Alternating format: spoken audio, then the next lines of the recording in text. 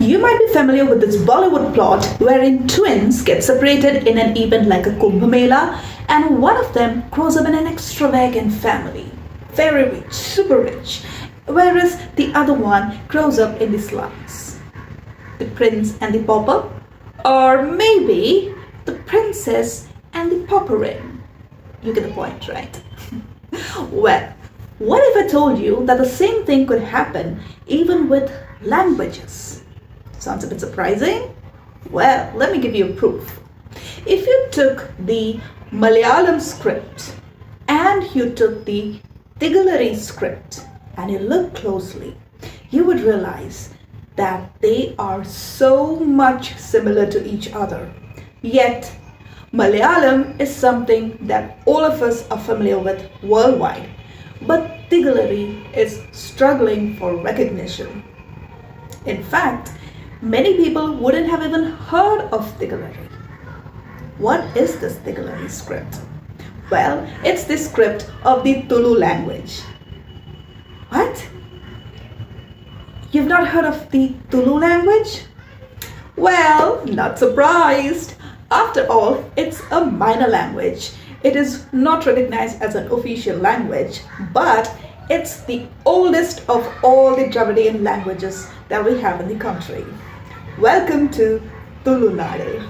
Now, you may not have heard about the Tulu language or the Tulu culture, but if you have been eating Mangalore fish curry, gone to an Udupi restaurant, or as a movie buff watched Rishabh Shetty's Kantara, then you already know something about the Tulu culture. You just didn't know that the UNESCO had declared it as one of the 100 languages of India, which is on the verge of extinction. Yes, that's correct. UNESCO has an atlas for languages, especially for languages that are on the brink of extinction. Just like animals are classified as vulnerable, extinct, critically endangered, and so on, even languages are classified in such a fashion. And Tulu is one of those languages which has been put in the vulnerable category. Now, how did a language as old as Tulu end up in such a state? That's where Galp Taru comes in.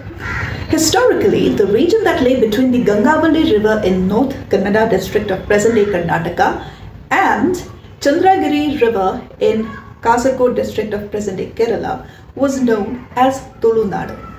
It was believed to be consisting of two regions, Haiva and Tuluva, and they were ruled by the Alva dynasty, and the kingdom was known as the Alva Kheda.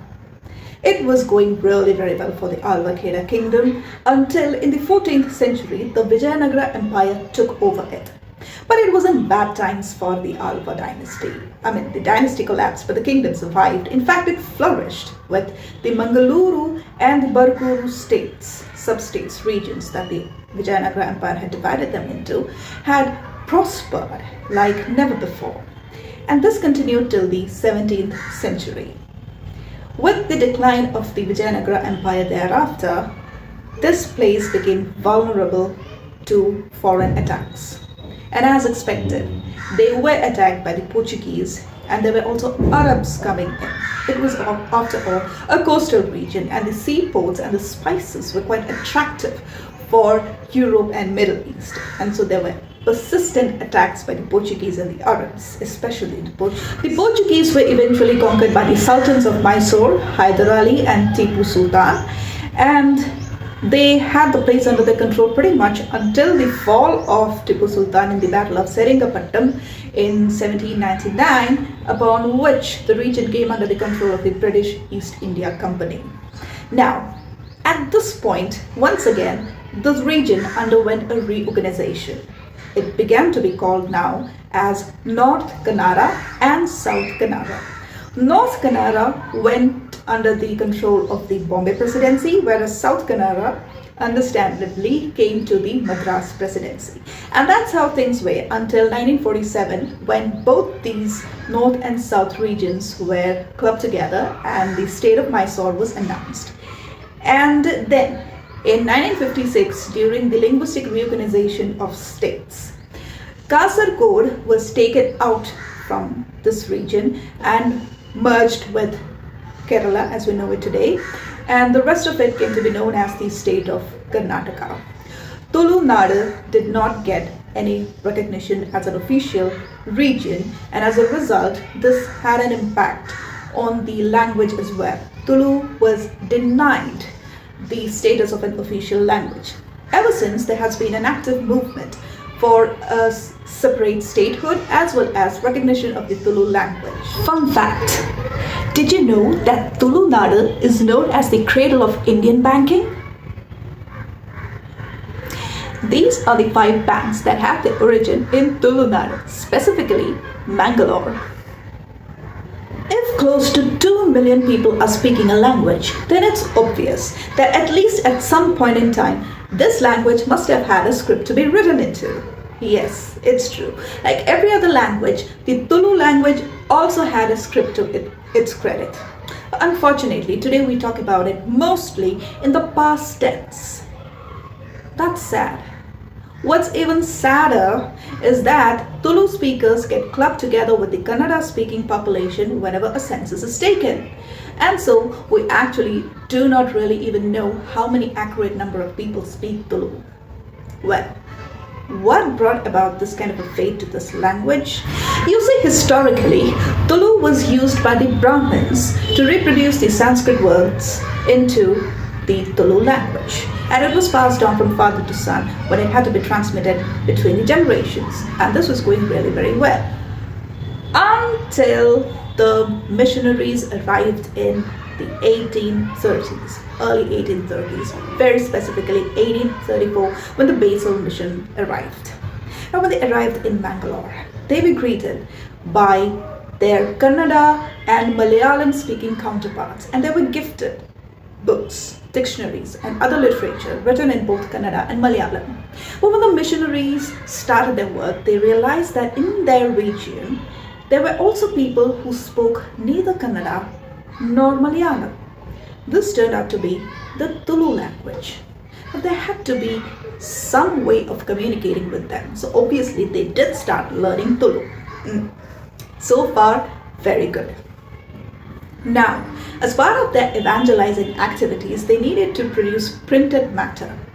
At the time, they did not have a press in this region, especially Mangalore. So, a printing press was acquired from Bombay. It came accompanied by 2 Marathi-speaking assistants. Now, this gets very interesting. A printing press from Bombay, handled by Marathi-speaking assistants, run by European missionaries in a land predominantly speaking Kannada and Malayalam, targeted at the Tulu-speaking population. How do you think the press would have worked? Certainly very complicated. For ease of printing, Tulu works started getting published using the Kannada script, because that was really very easy. Kannada was already in force. And so, Kannada script took off. In fact, that's when Kannada journalism also took birth, with one of the missionaries actually getting too deeply involved with the language and the nationalistic fervor. And this had a negative impact on the Tulu language. The poor thing got relegated to the position of just remaining a handwritten script, whereas Kannada kept on getting published. And so it happened that little by little, year by year, the Tigalari script was lost to the mists of time. Quiz time! What do you think the Tulu film industry is called? This, or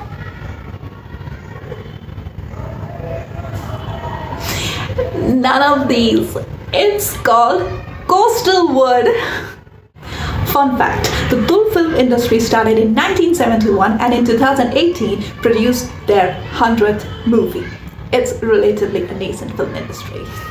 Now, even though the script was lost, something good did come out of this whole business of the missionaries coming and bringing in the printing press. They had documented a lot of proverbs, sayings, and most importantly, folk tales. and a lot of other folk literature as well, along with, of course, the civil servants who were interested in the general populace. And so we do have some written matter available. And the earliest of this dates back to the time of Arthur Coke Burnell, who was the district magistrate of Bangalore. He was a civil servant from the East India Company, and he was interested in, like his contemporaries, he was interested in what was happening in the lives of the subjects over whom he administered. And in the case of Arthur Coke Burnell, he was more interested in actually the trees. And in search of, or in quest of learning more about the trees, he also ended up learning a lot about the folklores. Unfortunately, all the documentation that he did could not get published in his lifetime because he was a man of poor health and he died much before his time.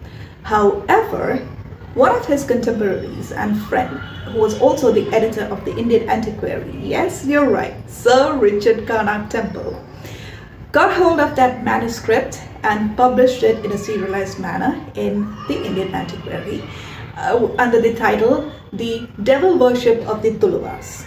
Now, this was a little bit unfortunate. The naming, the title of the manuscript was a bit unfortunate because it was just a sign that they had misunderstood the Tuluva culture. You see, to be able to understand the motivation for the various literary forms that exist in the Tulu culture, we need to look back at its mythology. Mythology tells us something about how the Tulu land came into existence. So here it goes. When the warrior sage Parashurama threw his axe onto the Arabian Sea, the water receded as far as the axe had gone, and from that space, new land emerged. But this land was neither inhabitable nor qualified for any kind of vegetation. And so sage Parashurama prayed to the serpent lord Vasuki, and Vasuki spat holy poison over this land, as a result of which this became a highly fertile region. And that is the region that we know today as Kerala and Tulu Nadu. And as a reverence, as gratitude towards the serpent king and all the serpents, his kingdom, they declared them, Parashuram declared them as the protectors of this land. So you see, a lot of their folklore and their forms of worship are obviously going to be closer to nature and spirit. And this is very obviously reflected. Now, spirit worship is not devil worship.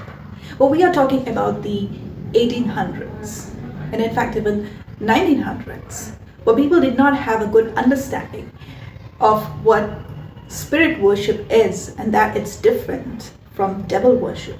And given in the light of evangelizing activities, where the focus was more on conversion, anything that could break the belief of the people in their own indigenous methods, worships, was most welcome.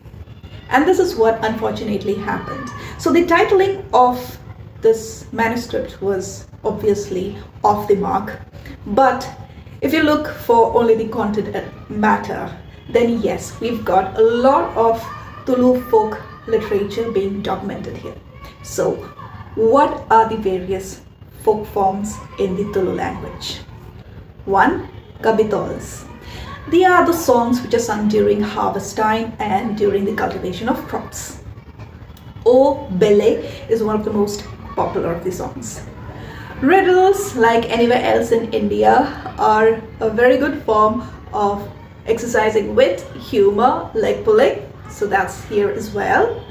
And then you have the bhajans, which is very obvious to understand. They are devotional hymns. But the most characteristic form of Tulu culture is the badanas. A badana is actually a poem, but it's a long poem, and mostly it is the biography of a saint. And the most popular badana is one titled Siri. It's named after a woman saint. She was actually a mere mortal, but through all the trials and tribulations that she had to go through in life, she evolved to become a saint. And the poem is so long that when it was documented by a Finnish scholar, it turned out to be just 4 lines short of Homer's Iliad. So long as Tigalari was there, there was a lot of compositions happening in the Tulu language, and the earliest of them is the Sri Devi Mahatmya, which was written in 1200 AD, and the other notable works in the Tulu language are the Mahabharata, the Tulu version, written by the poet Arunabjay in the 15th century, and then we have Sri Bhagavato and also Kaveri, which all have been written between the 12th and the 15th century. So that's how it goes. But after that, when Tigalari script began to lose its popularity, it still did not stop people from coming up with new compositions, even though they had to use the Kannada script. And in modern times, the Mandara Ramayana, which was written by the poet Mandara Krishna Bhatt, and which received the Sahitya Academy Award for the best poetry, has been quite a commendable and much appreciated piece of work. The most important bit of life is diversity. The more diversity you have in your thoughts, in your everyday aspects of life, the better you are placed to face life. That means if a language is lost, we are not just losing some speaking matter, we are losing life, we are losing customs, we are losing rituals, we are losing history, we are losing a bit of ourselves. So, are there any efforts to revive this language, to bring it back to life? Well, there is good news. With the establishment of the Kerala Tulu Academy and the Tulu Sahitya Academy by the government of Karnataka, there are a number of events, workshops, periodicals that have been published and organized around the country and also around the world to popularize the use of the Tulu language.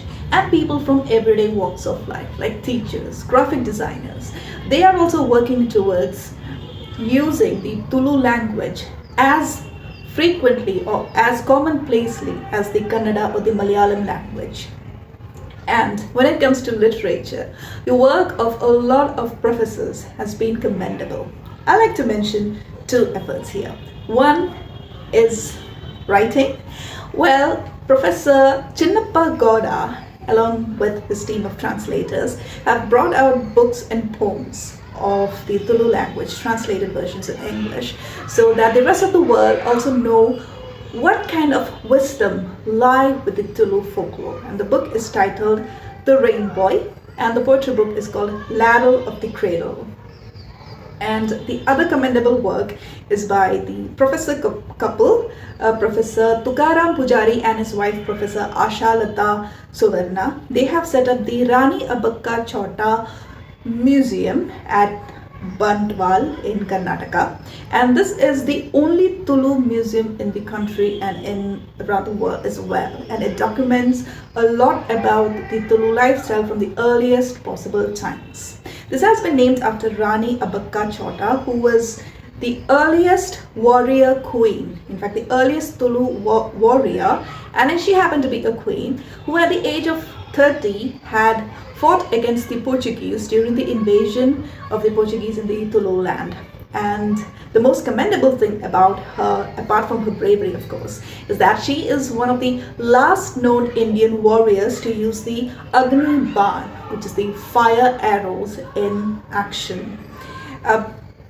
The most wonderful thing about Rani Abbacka is that there wasn't anything painted about her during her time. So the only known portrait that we have is based on the folklores, the folk music, folk songs, and narrations and descriptions about her in the journals of international travelers.